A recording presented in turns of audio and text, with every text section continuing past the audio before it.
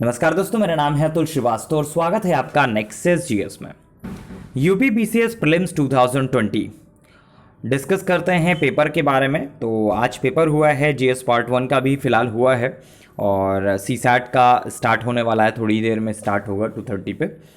तो सबसे पहले हम लोग जीएस के पार्ट के बारे में डिस्कस करते हैं, क्या क्या चीज़ें थी जो नई अपडेट हुई हैं और क्या क्या चीज़ें ऐसी थी जो आपको आगामी परीक्षा के लिए ध्यान में रखने की आवश्यकता है, क्या मेरिट जाएगी, इन सब चीज़ों के बारे में हम लोग डिस्कस करेंगे। देखिए, जो प्रीलिम्स का पेपर है तो ये आपका टेलीग्राम ग्रुप पे मैंने डाल दिया है। नेक्सस जीएस के ऑफिशियल टेलीग्राम चैनल पर आप जाओगे तो वहाँ से इस पेपर को डाउनलोड कर सकते हो, जो भी पेपर नहीं दिया है उनके लिए।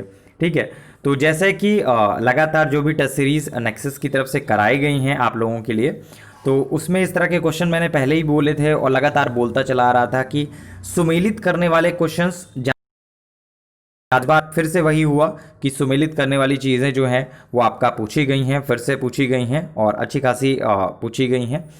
तो पेपर का जो पैटर्न था वो क्या बोल सकते हैं कि इजी था कि मुश्किल था। जिसने पढ़ाई की है बहुत अच्छे से तो उसके लिए नॉर्मल था, जो कि नॉर्मली सभी लोगों के लिए होता है। 150 क्वेश्चंस में ऑलमोस्ट आपका 90 to 95 के बीच में आपका मेरिट रहती है, जब से माइनस मार्किंग लगी हुई है एग्जामिनेशन में।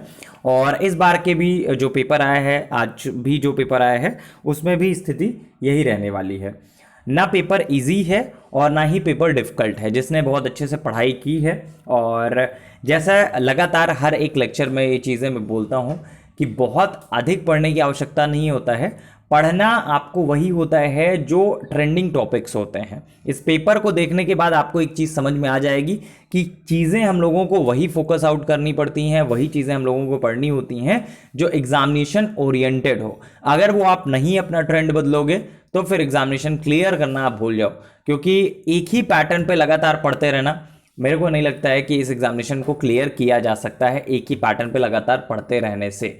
आप चीज़ों को लगातार अपडेट करते रहिए और जितना बेहतर आप अपडेट करोगे तो ऑब्वियस सी बात है कि आपका सिलेक्शन आपके पास होगा और बहुत जल्द आप सेलेक्ट हो जाओगे। इसी वजह से बैक टू बैक रिजल्ट्स जो है नेक्सस जीएस की तरफ से आते रहे, क्योंकि लगातार हम लोग ट्रेंड को फॉलो करते हैं, किस तरह से चीज़ें जो हैं आयोग बनाने की कोशिश कर रहा है उस चीज़ को फॉलो अप करने की कोशिश करते हैं। यूपीएससी किस तरह से क्वेश्चन पैटर्न बना रहा है उसको आपको फॉलो अप करने की ज़रूरत है। इन्वायरमेंट से क्या क्या नई चीज़ें अपडेट हो रही हैं उन पर फोकस करने की ज़रूरत है।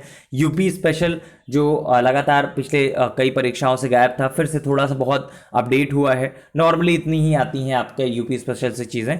और करंट अफेयर्स हमेशा की तरह जो सबसे बड़ा सब्जेक्ट बन चुका है आज की डेट में, वो करंट अफेयर्स का पार्ट है। उसको पढ़ना सबसे ज़्यादा ज़रूरी है और वो पर डे आपको पढ़ना पड़ता है। और आज की डेट में फिर से मैं बता दे रहा हूं, अगर आप 3 से 4 घंटे निकालते हैं यूपी पीसीएस के लिए, 2021 के लिए अब बता रहा हूं मैं, 20 तो आपका कंप्लीट हो चुका है। 2021 के लिए ऑलमोस्ट अगर आप 3 से 4 घंटे आप भी निकालते हैं तब भी कोई समस्या नहीं, इस परीक्षा को क्लियर किया जा सकता है। जो ये बोलते हैं कि नहीं 12 घंटे, 14 घंटे, 18 घंटे और 24 घंटे पढ़ने पड़ते हैं, ऐसा कुछ नहीं है। रेगुलर बेसिस पे अगर आप 3 से 4 घंटे पढ़ते हैं डेली तो कोई समस्या नहीं होने वाली है इस परीक्षा को क्लियर करने में। ठीक है, तो होपफुली चीज़ें क्लियर हो चुकी होंगी। और दूसरी चीज़ ये है कि इसके जो मेरिट के बारे में जानकारी है वो हमारे ऑफिशियल टेलीग्राम चैनल पर आपको दे दिया जाएगा, वहाँ पे एक सर्वे करा दिया जाएगा। इवन अभी सर्वे का लिस्ट मैं डाल देता हूँ, तो आप लोग वहाँ पे अपने मार्क्स शेयर करेंगे तो अपने आप वो क्लियर हो जाएगा कितनी मेरिट जाएगी। ऑलमोस्ट अभी जो पहली बार जो पेपर देखने पर समझ में आता है कि किस प्रकार का पेपर है, तो ना पेपर इजी है और ना ही डिफ़िकल्ट है। जिसने अच्छे से पढ़ाई की है तो उसका पेपर अच्छा है। तो फिलहाल क्लास से तो बहुत सारे लोगों के मैसेजेस आए हैं, तो ऑब्वियस सी बात है उनका पेपर अच्छा हुआ होगा जिसने बहुत अच्छे से पढ़ाई की है।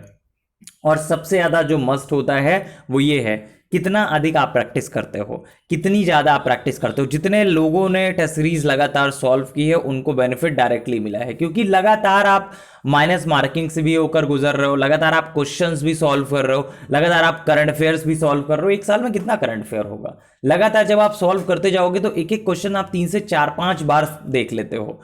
जीएस जो होता है एक एक चीज, एक एक टॉपिक आप 4 से 5 बार देख लेते हो, 5 से 6 बार देख लेते हो, तो इतने में बहुत आसानी से चीजें जो हैं वो दिमाग में बैठ जाती हैं।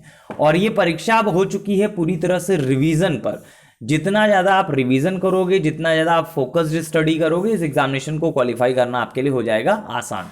ठीक है, तो फिलहाल नेक्सस जीएस का जो ऑफिशियल टेलीग्राम चैनल का लिंक है इसी वीडियो के डिस्क्रिप्शन बॉक्स में आपको मिल जाएगा, और जो नया बैच है उसके बारे में भी सारी की सारी इन्फॉर्मेशन जो है हमारे टेलीग्राम चैनल पर आपको डाल दी जाएगी।